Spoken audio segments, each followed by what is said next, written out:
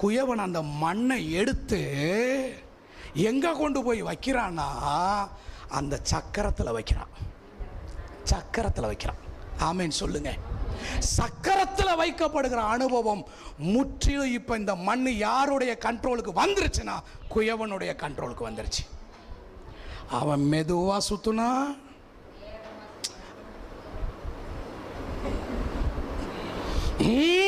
இயேசுவின் நாமத்தில் வேகமாக சுத்துனா. இப்போ எத்தனாவது ப்ராசஸ்? 5. அவர் வேகமாக போனால் வேகமாக போகணும், அவர் மெதுவாக போனால் மெதுவாக போகணும். அவர் சில நேரம் தொடுவார், திடப்படுத்துவார், தட்டி கொடுப்பார்.